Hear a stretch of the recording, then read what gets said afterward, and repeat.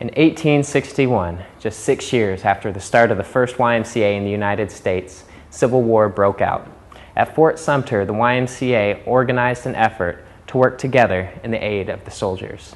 The YMCA then, as it is characteristic now, found it more important to serve all people than to take a political stand that would divide their efforts of serving people.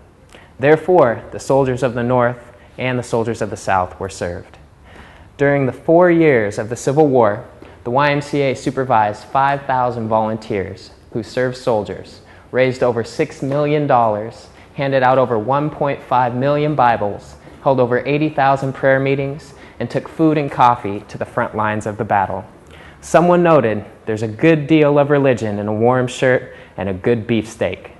I invite you to hear more about the YMCA war relief efforts that gave birth to the military YMCAs throughout the United States as well as the USO. The Y's work in the Civil War marked the beginning of its tradition of service on the battlefield. As soon as America entered World War I, the YMCA again leapt into action.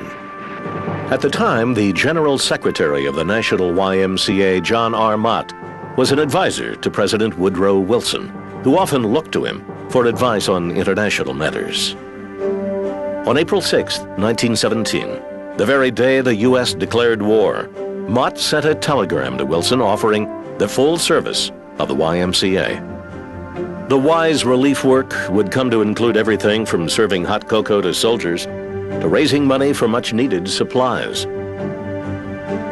The YMCA launches a fundraising drive under Mott's leadership, which eventually garners $200 million, more than $200 million. Nearly 26,000 YMCA workers ran 1,500 canteens for the boys overseas, as well as 4,000 temporary huts for recreation and religious services. The Y volunteers, many of whom were women, coordinated massive shipments of preserves, socks, and even baseball bats. And when German U-boats made shipping goods across the Atlantic too risky, the Y built factories in Europe, including 44 cookie and candy plants to supply soldiers with sweets. But the Y's efforts were not without their critics. Unlike other relief groups, the Y charged soldiers for cigarettes, a fact that led to accusations of war profiteering. The Y's response was that they were simply trying to cover the enormous costs of their wide-ranging relief efforts, and that any money left over went into an educational fund for returning troops, the forerunner, it would turn out, of the GI Bill. Some soldiers also complained that the Y was mixing its religious mission with its relief mission. The troops accused YMCA secretaries of trying to keep us from wine, women, and song. The YMCA, in the words of one leader, wanted to prevent World War I from becoming a venereal, disease-ridden festival. Criticism of the Y led not just to changes in its war relief efforts, but to changes in the Y itself. World War I has a very secularizing effect on the YMCA. They start out the war trying hard to win converts to Christ. By the end of the war, they're no longer doing that. And after the war, this continues. Indeed, in 1933, the YMCA would officially abandon its Protestant evangelical mission. With the outbreak of World War II, the Y would once again send its volunteers to the front lines.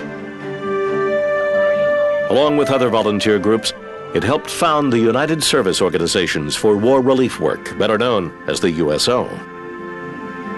The Y's humanitarian efforts in World War II would serve 6 million servicemen in more than 36 countries. And in 1946, YMCA General Secretary John Mott would be awarded the Nobel Peace Prize. But the Y wasn't just working overseas. Its wartime assistance was also needed on the American home front. Sometimes even Y volunteers themselves were among those in need. As you just heard, the action taken by the YMCA to meet the needs of our military men and women significantly defined the YMCA and shaped world history. Presidents of our country depended upon and commissioned the Y to play a critical role. Wartime is not the only situation the YMCA has responded to.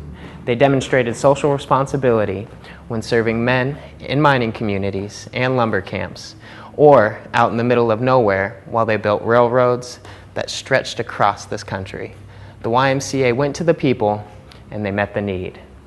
For decades, the Y served men only, but as times changed, so did the Y. Well before it was socially acceptable, the Y included women in its programs. Well before the civil rights movement gained historical momentum, the Y was serving minorities. Permission was granted to the people of various races to start YMCAs to serve their people. YMCAs were segregated, reflecting the times, but were encouraged and supported as a whole. In 1853, Anthony Bowen, as a freed slave, began the first colored YMCA.